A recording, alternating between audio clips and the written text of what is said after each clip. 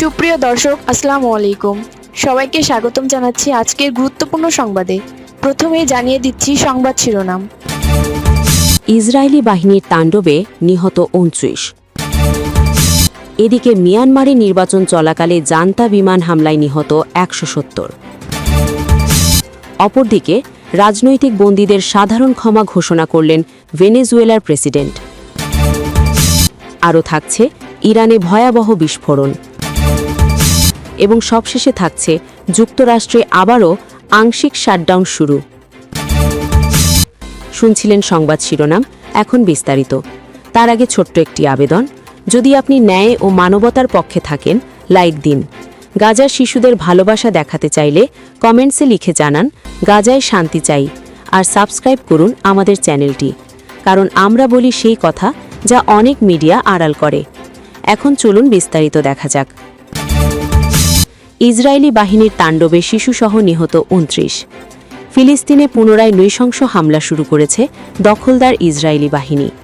শনিবার ভোর থেকে দুপুর পর্যন্ত গাজার বিভিন্ন স্থানে চালানো এই নির্বিচার হামলায় ৬ শিশুসহ অন্তত ২৯ জন ফিলিস্তিনি প্রাণ হারিয়েছেন। প্রতিবেদনে বলা হয়েছে, ইসরায়েলি যুদ্ধবিমান ও গোলন্দাজ বাহিনী গাজা সিটির জনবহুল এলাকা থেকে শুরু করে মানবিক অঞ্চল হিসেবে পরিচিত দক্ষিণ গাজার আল মাওয়াসি পর্যন্ত লক্ষ্যবস্তু বানিয়েছে। এ নতুন হামলায় আহতের সংখ্যা শতাধিক ছাড়িয়ে গেছে বলে গাজার স্বাস্থ্য মন্ত্রণালয় নিশ্চিত করেছে। এতে আরও বলা হয়েছে, দিনের সবচেয়ে ভয়াবহ হামলাটি চালানো হয়েছে গাজা সিটির শেখ রেদওয়ান এলাকায় অবস্থিত পুলিশ সদর দপ্তরে। সেখানে ইসরায়েলি ক্ষেপণাস্ত্রের আঘাতে অন্তত ৭ জন নিহত হয়েছেন এবং ধ্বংসস্তূপের নিচে চাপা পড়েছেন আরও অনেকে। এর আগে ভোরের আলো ফোটার সঙ্গে সঙ্গেই দক্ষিণ গাজার আল মাওয়াসি এলাকায় বাস্তুচ্যুত ফিলিস্তিনিদের তাঁবু লক্ষ্য করে গোলাবর্ষণ করা হয়। সেখানে ১৮ জন নিহত হওয়ার খবর পাওয়া গেছে, যাদের মধ্যে ৬টি নিষ্পাপ শিশুও রয়েছে। এদিকে মিয়ানমারে নির্বাচন চলাকালে জান্তা বিমান হামলায় নিহত ১৭০। মিয়ানমারে সামরিক জান্তা নিয়ন্ত্রিত ৩ দফার বিতর্কিত নির্বাচন চলাকালীন ভয়াবহ বিমান হামলায় অন্তত ১৭০ জন বেসামরিক নাগরিক নিহত হয়েছেন বলে জানিয়েছে জাতিসংঘ।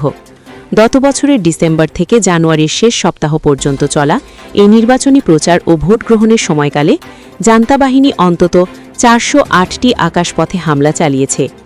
জাতিসংঘের মানবাধিকার বিষয়ক দপ্তর শুক্রবার জেনেভায় একটি বিজ্ঞপ্তিতে এ চাঞ্চল্যকর তথ্য প্রকাশ করে। জাতিসংঘের মানবাধিকার প্রধান ভলকার তুর্ক এই নির্বাচনকে সামরিক বাহিনীর সাজানো নাটক হিসেবে অভিহিত করেছেন। তিনি জানান, সংঘাত কবলিত এলাকাগুলিতে নিরাপত্তা নিশ্চিত করার বদলে জান্তা বাহিনী নির্বিচার হামলা চালিয়েছে।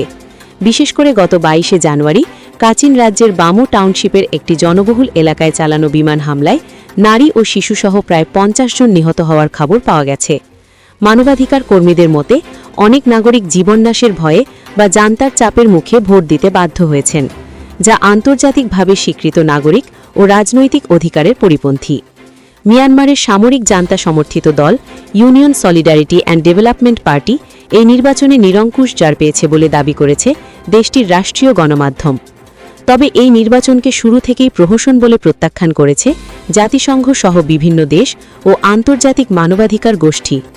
অং সান সুচির দল ন্যাশনাল লীগ ফর ডেমোক্রেসিকে নির্বাচনে অংশ নিতে না দেওয়া এবং সংখ্যালঘু রোহিঙ্গা ও বাস্তুচ্যুত লাখ লাখ মানুষকে ভোটাধিকার বঞ্চিত করার মাধ্যমে জান্তা তাদের ক্ষমতাকে দীর্ঘায়িত করার চেষ্টা করছে বলে অভিযোগ উঠেছে। মিয়ানমারে জাতিসংঘের মানবাধিকার দলের প্রধান জেমস রোড হাভার্ড জানিয়েছেন, প্রকৃত নিহতের সংখ্যা ১৭০-এর চেয়ে অনেক বেশি হওয়ার সম্ভাবনা রয়েছে।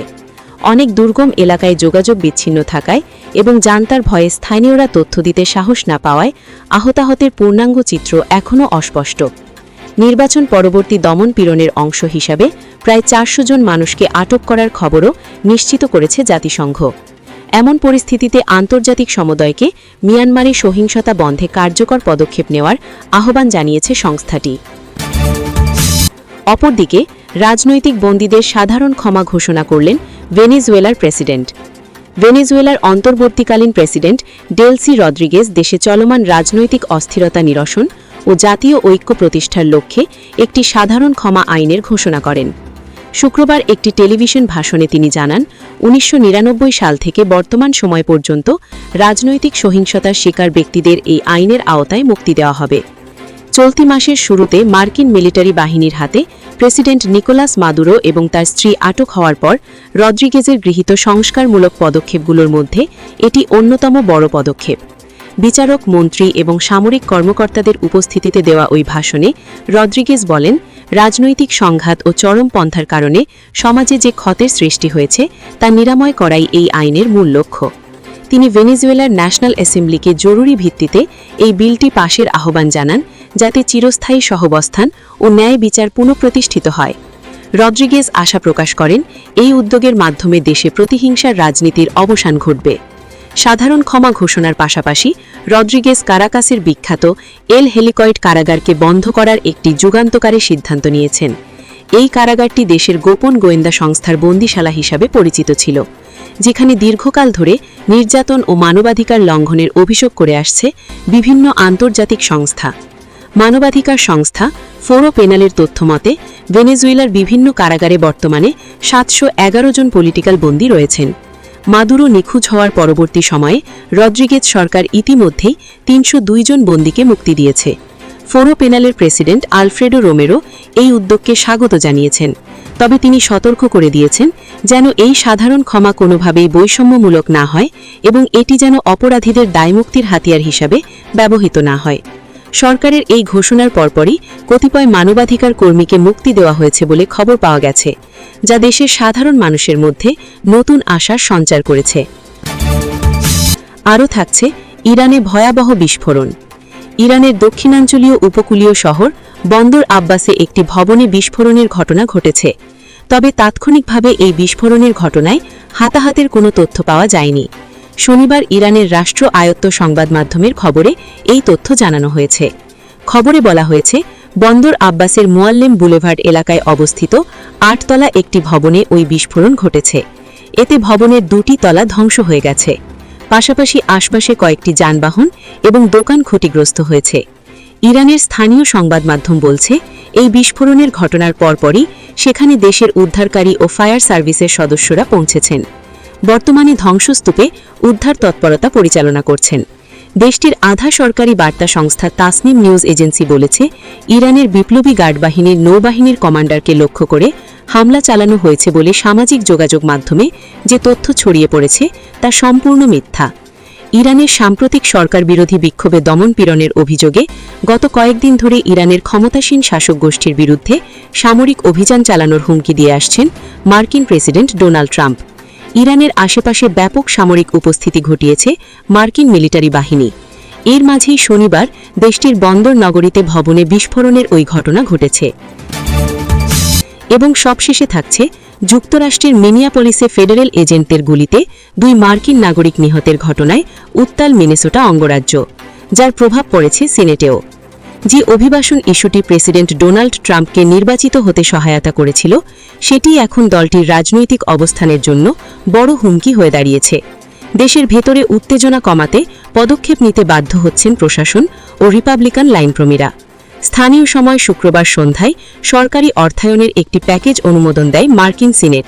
উচ্চকক্ষে রিপাবলিকান ও ডেমোক্র্যাট 2 দলের সমর্থনে 71-29 ভোটে বিলটি পাশ হয়।